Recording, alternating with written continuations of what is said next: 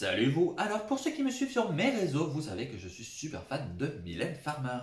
Voilà pourquoi dans cette vidéo, je vais critiquer avec spoiler son dernier spectacle, le Live 2019. Alors c'est parti, on attaque sans plus attendre. Live 2019 de Mylène Farmer, c'est quoi? C'est une résidence privée à l'U Arena, donc la plus grande salle d'Europe, qui se situe aux alentours de Paris. Du coup, Mylène Farmer s'est dit, je vais poser mes valises là-bas pendant 9 soirs et faire un méga show intransportable. Je n'ai pas été le voir en vrai, parce que je n'avais pas les finances, on va pas se mentir. Mais du coup, ma critique va concerner donc ce que j'ai vu à travers le Blu-ray, d'accord? Donc ne m'insultez pas en commentaire, s'il vous plaît. Merci. Allez, c'est parti. Avis général, est-ce que j'ai aimé? J'ai beaucoup aimé. Est-ce que j'ai adoré? Non. Voilà. Donc, je vais commencer pour moi par ce qui fonctionne le mieux dans ce spectacle, c'est la tracklist. Je trouve qu'on est sur une des tracklists les mieux construites, tout spectacle confondu. C'est-à-dire qu'on va vraiment commencer le spectacle avec la chanson Interstellaire qui correspond au mieux en fin de compte avec l'entrée en scène. On va ensuite enchaîner avec une vieille chanson, donc sans logique, qui va être remixée de façon un peu disco, ça fonctionne merveilleusement bien. Et puis on va passer à des premières chansons avec chorégraphie, donc Rolling Stone, pourvu qu'elle soit douce là aussi, qui a une chorégraphie absolument démentielle, mais on y viendra après. Donc on va enchaîner en permanence entre chansons vieilles et chansons récentes. Ça va faire que ça. Petit à petit, on va redescendre après les chansons chorégraphiées à des chansons sans chorégraphie. Je pense à Des larmes. Puis là, elle va nous sortir Stolen Car avec l'arrivée surprise de Sting, vraiment. Il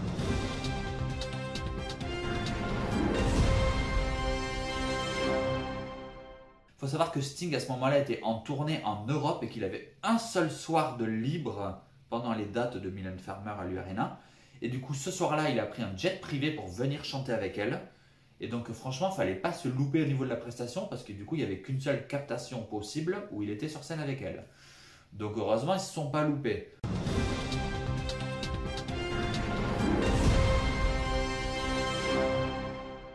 On voit, je trouve, mine de rien, c'est bête, mais on voit dans la captation, n'empêche que Sting a l'air quand même très fatigué. Je trouve que ça se voit sur scène.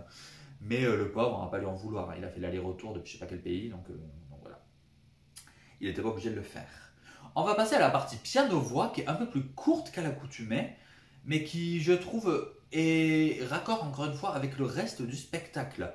Mylène Farmer va nous faire une chanson, entre guillemets, emblématique, à savoir Ainsi soit je. Et à ça, elle va mêler une ballade que tous les fans connaissent, mais qui n'est pas forcément connue du grand public, qui s'appelle Innamoramento. Elle va nous la refaire, mais en version piano-voix.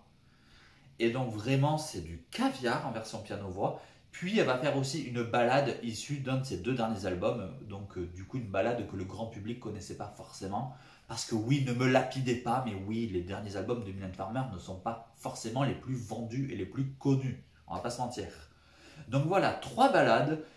Une moins connue, une un peu connue des fans qu'ils adorent, et une vraiment emblématique, Ainsi soit je, qui est au milieu de ces deux-là. Donc vraiment, la partie piano-voix très courte, très intense. Ça se finit avec une version instrumentale de Innamoramento. Cette version instrumentale absolument magnifique. Et on reprend le show avec Sans contrefaçon, qui est probablement le plus grand moment de partage entre Mylène et le public dans le spectacle. Vraiment, Sans contrefaçon, là aussi, est remixé un petit peu comme Sans logique, c'est-à-dire un petit peu disco. Mais c'est vraiment, ça pète quoi, vraiment, c'est électro-disco, vraiment, j'adore. Va suivre donc des chansons tout aussi, entre guillemets, punchy. Va y avoir Histoire de fesses, issue du dernier album Désobéissance. Histoire de fesses absolument géniale. Va y avoir Sentimental, une petite balade un petit peu pop, là aussi, histoire de faire redescendre la pression après Sans contrefaçon et Histoire de fesses. Et puis là, d'un coup, on va nous sortir un Désenchanté que personne n'attendait. Ou en tout cas, n'attendait pas de cette façon. Et là, Mylène, je t'aime. Mais pourquoi ? Pourquoi tu nous as fait ça ? Le Désenchanté de ce spectacle est, à mon sens, la pire réorchestration qu'elle ait pu nous faire sur scène à ce jour. La chanson est toujours aussi intense, elle prend toujours autant aux tripes parce que cette chanson n'a jamais autant été dans l'air du temps qu'aujourd'hui. Mais c'est une version calme qui, on croit, va se mettre à exploser à un moment et en fait, jamais. Et je pense que le plus gros malaise survient à 1 minute de la fin où Mylène fait une dernière reprise du refrain et avant de le faire, nous fait un magnifique « On met le feu !»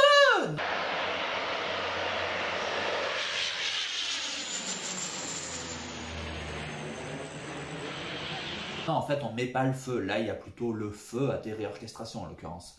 Mais je comprends pas pourquoi. Je ne comprends pas pourquoi cette version de Désenchanté. En plus, ce qui je trouve est très étrange, c'est qu'à la fin de la chanson, à la fin du rappel, il y a le public qui se met à chanter le refrain. Donc on peut se dire qu'elle va reprendre avec le public. Pas du tout. Elle enchaîne sur la chanson suivante. J'étais là, mais tu devais rendre la salle à une heure précise en fait, ou c'est quoi le dos? Donc ouais, Désenchanté pour moi c'est la plus grosse incompréhension. Maintenant, toute la partie instrumentale avant le début de la chanson est absolument géniale avec les voix de Lou. Vraiment, c'est génial. Le tableau en lui-même est joli, mais cette réorchestration, non, je ne comprends pas, Mylène, ce que tu nous as fait. Donc on va enchaîner avec Rêver. Je trouve que Rêver, c'est la balade un petit peu où tous les fans râlent à chaque tournée. Ah, elle nous chante encore Rêver. Mais en même temps, si elle ne chantait pas, on serait les premiers à râler. Moi, j'adore Rêver. Mais je trouve qu'elle a eu l'intelligence pour une fois de ne pas nous la caler dans la partie piano-voix. Elle l'a vraiment mis un petit peu au milieu de nulle part, après Désenchanté, hein, clairement. Donc c'est un peu au milieu de nulle part. Et je trouve qu'au final, c'était la meilleure chose à faire. C'était la meilleure chose à faire.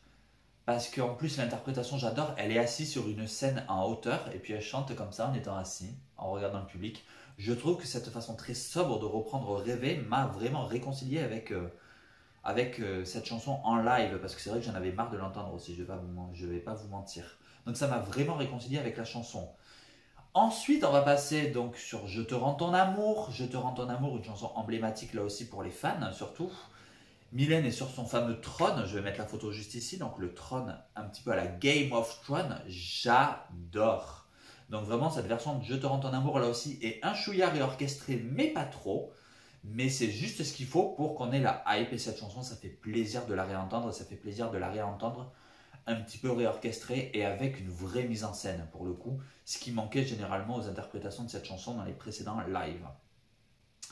Enfin, là va y avoir le fameux faux final, puisque dans chacun de ces spectacles, Mylène Farmer nous fait un faux final, c'est-à-dire c'est la fameuse chanson qui clôture, où généralement on fait tout péter et en mode merci à vous, bonne soirée. Et là, ben, c'est le cas, sauf que ben, c'est un truc qui fait pchit façon Désenchantée en fait un peu plus tôt.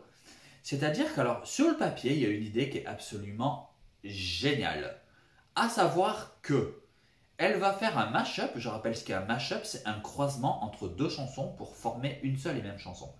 Donc un mash-up entre Fuck Them All et C'est dans l'air. Elle va avoir idée en fait de reprendre les couplets de C'est dans l'air avec le refrain de Fuck Them All. Et j'ai envie de te dire, mais vraiment limite, ça pourrait faire une vraie chanson. Les couplets de C'est dans l'air avec le refrain de Fuck Them All, ça ferait une vraie chanson dans l'air du temps, mais plus que jamais dans l'air du temps, j'ai envie de dire. Donc sur le papier, l'idée est super bonne. Sur le papier. Parce que en vrai, du coup, ça donne un truc vraiment sympathique, mais pas du tout en finale de spectacle en fait. En finale de spectacle, ça tombe à plat, ça fait pchit.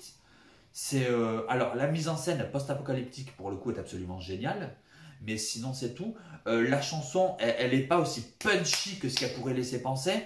Du coup, ouais, quand Mylène fait merci à vous, bonne soirée. Toi, t'es là, tu te dis juste, non mais j'espère vraiment par contre que c'est pas la vraie fin du spectacle. Parce que si c'est ça, on voit de toute façon, même que je trouve, encore une fois, dans la captation de Blu-ray, que le public n'est pas non plus en méga trance, quoi. Je me dis, c'est un peu un loupé. Je pense que c'est un truc sur le papier, on s'est dit, ça va être une vraie bonne idée.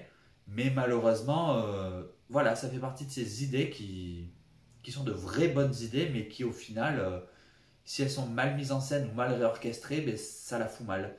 Et je pense vraiment que le vrai problème de ce croisement ne vient pas encore une fois des chansons sélectionnées, mais vient plus de la réorchestration.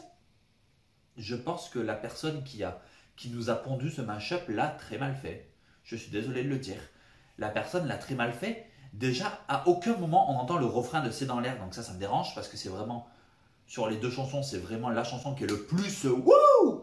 Et pour un final, c'est ça qu'on voudrait en fait, c'est le refrain de C'est dans l'air plus que le refrain de Fuck Them All. Et j'aurais bien vu, moi, le refrain de Fuck Them All avec des choristes qui hurleraient Fuck Them All sur le refrain de C'est dans l'air. Là, ça aurait eu plus de gueule, je pense. Donc, ouais, ce faux final, pour le coup, ça tombe à plat. Ça tombe à plat. Donc, heureusement, comme à chaque spectacle, vient le vrai final derrière. Et là, par contre, Mylène, I love you si tu regardes cette vidéo. Mais vraiment, personne ne s'y attendait, personne ne l'avait vu venir. Mylène va reprendre l'horloge, qui est donc un poème d'Edgar Allan Poe qu'elle avait lu en chanson sur son deuxième album en 89, Ainsi soit-je. Et du coup, là, elle nous le fait en finale. Il faut savoir que l'horloge a été la chanson d'ouverture de la toute première tournée de la carrière de Mylène Farmer. Voilà, voilà. Du coup, là, nous l'a fait en finale avec une tenue signée Jean-Paul Gaultier absolument caviar. Et du coup, comment est-ce qu'elle quitte la scène? Eh bien, c'est juste magnifique. Il y a un espèce de brasier qui se répand sur toute la scène et Mylène part dans le feu. Elle brûle dans le feu, c'est juste magnifique. Transition du coup, mise en scène. La mise en scène, qu'est-ce que j'en ai pensé? Eh bien, j'en ai pensé qu'il y a un petit côté incompréhension. Sur le spectacle Avant que l'ombre à Bercy, qui lui aussi était une résidence privée donc à Bercy, quand on voyait le show, on se disait c'est vraiment intransportable, vraiment. Là, je suis désolé, sur ce tour 2019, je ne vois pas où est le côté intransportable. Hormis sur la chanson Désenchantée où il y a plusieurs scènes mouvantes dans le ciel, mais c'est tout. C'est tout. Pour moi, c'est des écrans géants dans toute la salle. Suffisait juste de mettre des écrans plus petits et ça rentrait dans un zénith, les gars, pour moi. Hein, encore une fois.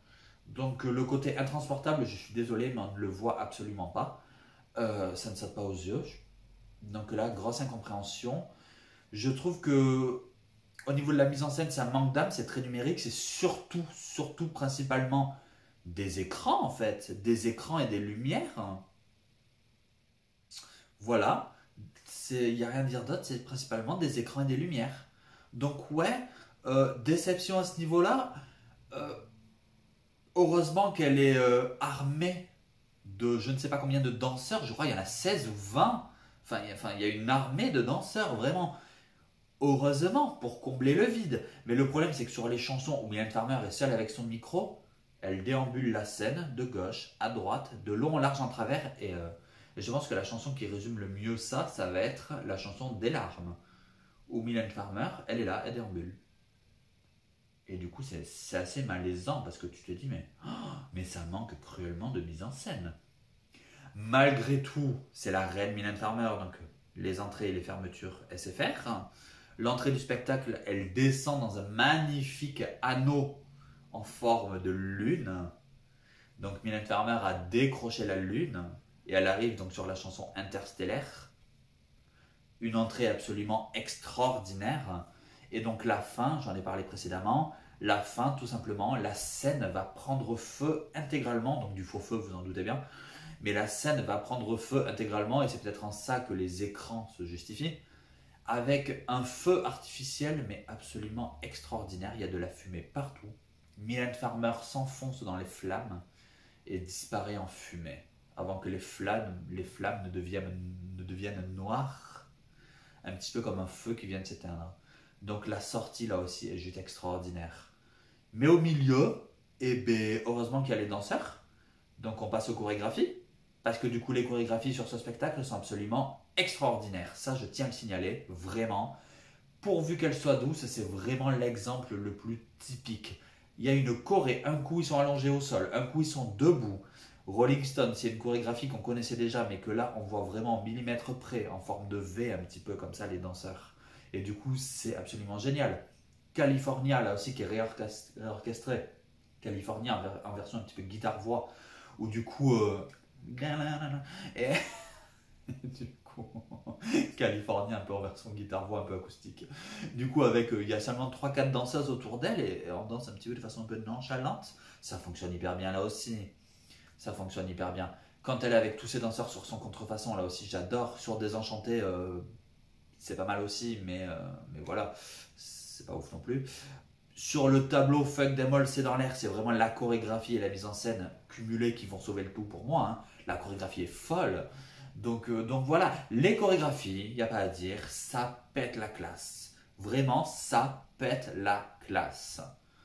Donc je pense que c'est à peu près tout ce que j'avais à dire sur ce live 2019 et c'est déjà pas mal. C'est déjà pas mal. Donc, avis du coup général après avoir tout dit.